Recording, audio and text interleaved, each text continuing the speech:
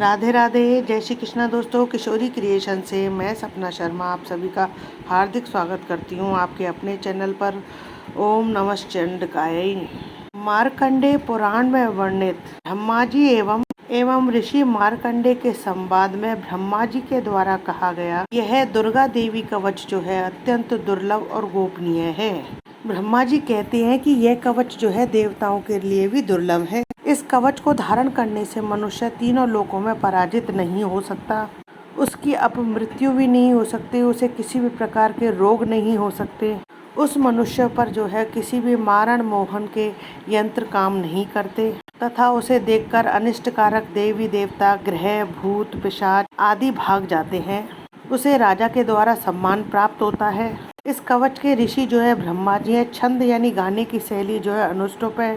इस कवच के प्रमुख देवता देवी चामुंडा हैं। देवी माँ के नामों से जो है हमें विन्यास करना ही चाहिए, वही इसका बीज है। सभी दिशाओं का वंदन करके साधक को सुरक्षा प्रदान करना ही इस कवच का मूल तत्व है। श्री जगदम्बा की प्रीति के लिए इसका विनियोग होता है। आइए हम सब जो है कवच का पाठ करते हैं, सुनते हैं। तो दोस्तों आइए इस दुर्लभ कवच को अब श्रवण करते हैं और इसे धारण करते हैं। साथ ही देवी माता से प्रार्थना करते हैं, साथ ही देवी माँ से अपनी शरण में लेने की इनसे प्रार्थना करें। कवच प्रारंभ करने से पहले देवी का ध्यान करना चाहिए। देवी की 9 मूर्तियां हैं जिनके पृथक पृथक नाम बतलाए गए हैं। पहली देवी का नाम शैलपुत्री है, दूसरी देवी का नाम ब्रह्मचारिणी है, तीसरी देवी का नाम चंद्रघंटा है, चौथी देवी कुष्मांडा कहते हैं, पांचवी दुर्गा का नाम स्कंद माता है, छठे रूप को कात्यायनी कहते हैं, सातवां रूप जो है कालरात्रि का है और आठवां स्वरूप जो है महागौरी के नाम से प्रसिद्ध है। नवी दुर्गा का नाम सिद्धिदात्री है। ये सब नाम सर्वज्ञ महात्मा वेद भगवान के द्वारा ही प्रतिपादित हुए हैं। जो मनुष्य अग्नि में जल रहा हो, रणभूमि में शत्रुओं से घिर गया हो, विषम संकट में फंस गया हो तथा इस प्रकार से भय से आतुर होकर जो भगवती दुर्गा की शरण में प्राप्त हुए हो, उनका कभी भी कोई अमंगल नहीं होता है।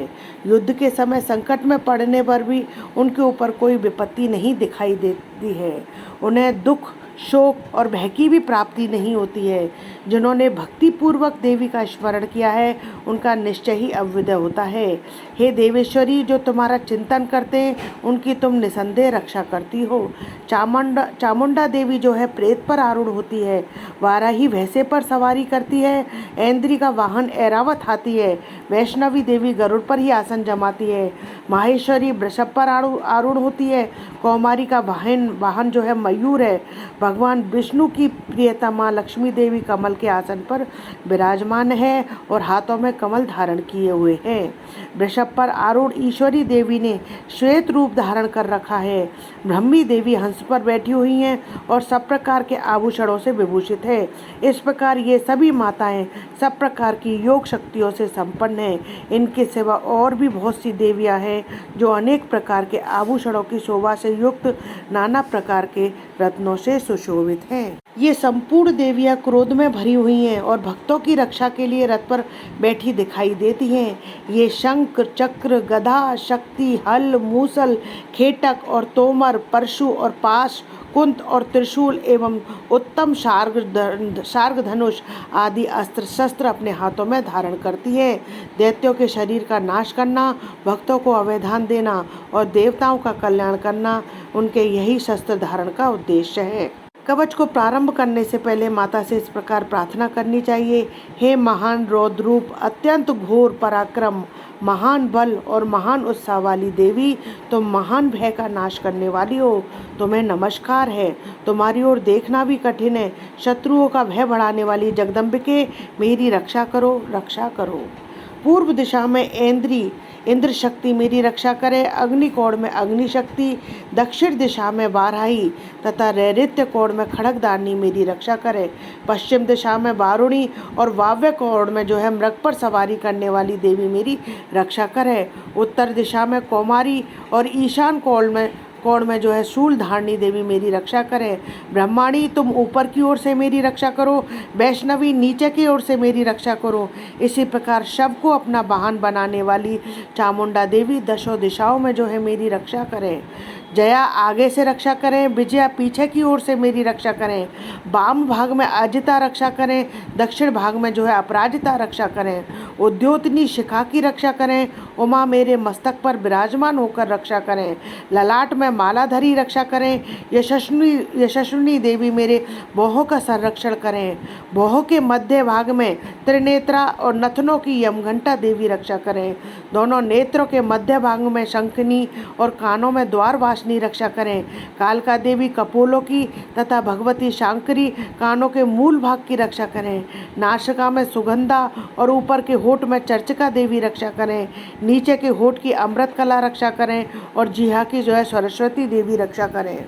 कौमारी देवी दांतों की रक्षा करें, चंडिका कंठ प्रदेश की रक्षा करें, चित्रघंटा गले की घाटी की और महामाया तालू में रहकर रक्षा करें। कामाक्षी ठोड़ी की और सर्वमंगला जो है मेरी वाणी की रक्षा करें। भद्रकाली ग्रीवा में और धनुर्धरी जो है पृष्ठवंश मेरुदंड में रहकर रक्षा करें। कंठ के भारी भाग में नीलग्रीवा और कंठ की नली में नलकुबरी रक्षा करें। दोनों कंधों में खड़गनी और मेरी दोनों भुजाओं की ब्रजधारणी रक्षा करें। दोनों हाथों में दंडनी और उंगलियों में अंबिका रक्षा करें। शूलेश्वरी नखों की रक्षा करें, कुलेश्वरी पेट में रहकर रक्षा करें।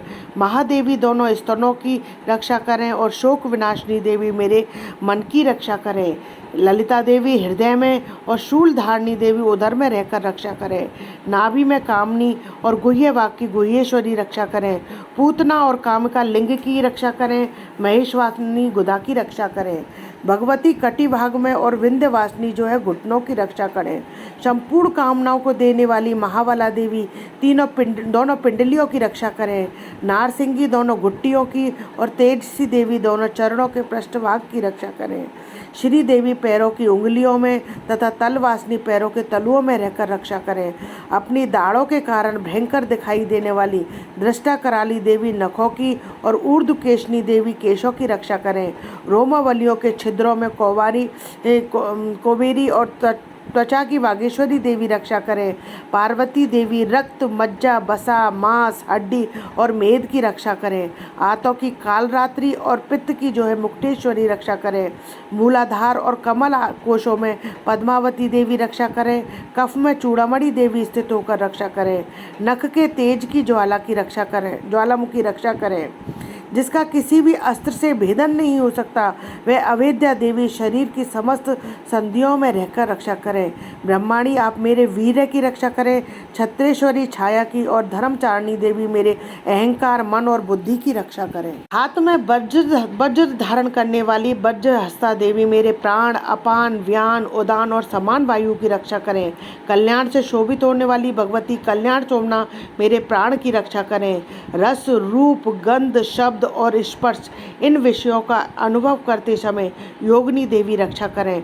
सत्वगुण, रजोगुण और तमोगुण की रक्षा सदा नारायणी देवी रक्षा करें। बाराही आयु की रक्षा करें। वैष्णवी धर्म की रक्षा करें। चक्र धारण करने वाली देवी यश, कीर्ति, लक्ष्मी, धन और विद्या की रक्षा करें। इंद्राणी आप मेरे गोत्र की रक्षा करें। चंडिके तुम मेरे पशुओं की रक्षा करो। महालक्ष्मी पुत्रों की रक्षा करो। भैरवी पत्नी की रक्षा करें। मेरे पथ की सुपथा और मार्ग की जो है क्षेमकारी देवी रक्षा करें। राजा के दरबार में महालक्ष्मी रक्षा करें। सब ओर से व्याप्त रहने वाली विजया देवी संपूर्ण भयों से मेरी रक्षा करें। देवी जो स्थान कवच में नहीं कहा गया है, अतः जो कवच रक्षा से रहित है, वह सब तुम्हारे द्वारा सुरक्षित हो, क्योंकि तुम विजयशालिनी और पापनाशिनी हो।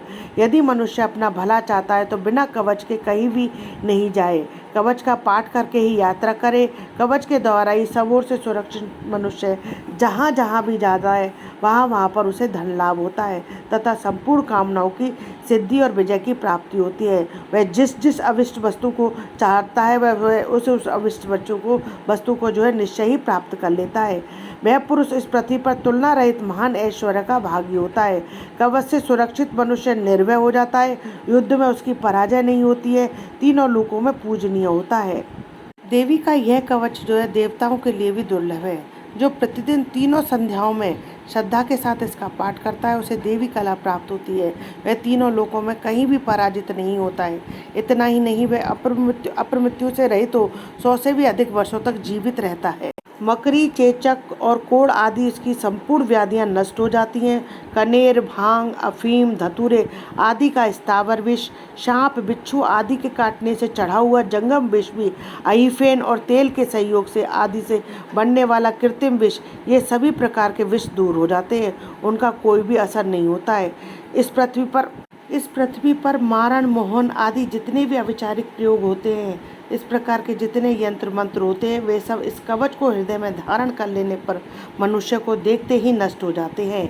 यही नहीं, पृथ्वी पर विचरने वाले ग्राम देवता, आकाशचारी देव विशेष, जल के संबंध से प्रकट होने वाले गण, उपदेश मात्र से सिद्ध होने वाले निम्न कोटि के देवता, अपने जन्म के साथ प्रकट होने वाले देवता, कुल देवता, माला, डाकनी, शाकनी, अंतरिक्ष में विचरने वाली अत्यंत बलवती भयानक डाकनियाँ, ग्रह, भूत, पिशाच, यक्ष, गंधर्व, राक्षस, ब्रह्म राक्षस, बेताल, कूष्मांड और भैरव आदि अनिष्टकारक देवता भी हृदय में कवच धारण किए हुए रहने पर उस मनुष्य को देखते ही भाग जाते हैं। कवचधारी पुरुष को राजा से सम्मान वृद्धि प्राप्त होती है। कवचधारी पुरुष को राजा से सम्मान वृद्धि प्राप्त होती है। यह कवच मनुष्य के तेज की वृद्धि करने वाला और उत्तम है। कवच का पाठ करने वाला पुरुष अपनी कीर्ति से विभूषित भूतल पर अपने श्रेयस के साथ वृद्धि को प्राप्त करता है। जो पहले कवच का पाठ करके उसके बाद सप्तशती चंडी का पाठ करता है, जब तक वन, पर्वत और कानों सहित यह पृथ्वी टिकी है, तब तक उसकी संतान परंपरा बनी रहती है। फिर देह का अंत होने पर वह पुरुष भगवती महामाया के प्रसाद से उस नित्य परम पद को प्राप्त होता है, जो देवताओं के लिए भी दुर्लभ है। वह सुंदर दिव्य रूप धारण करता है और कल्याण में शिव के साथ आनंद का भागी होता है। ओम नमः चंडिकाय। दोस्तों, यदि आपको ये दुर्गा कवच पसंद आए तो प्लीज़ मेरे वीडियो को ज़्यादा से ज़्यादा लाइक और शेयर करें। यदि आप मेरे चैनल पर नए हैं तो चैनल को सब्सक्राइब करना ना भूलें। पास ही में बेल आइकन को दबाएं, जिससे मेरे आने वाले हर नए वीडियो का नोटिफिकेशन आपको मिल जाए। जय माता की दोस्तों।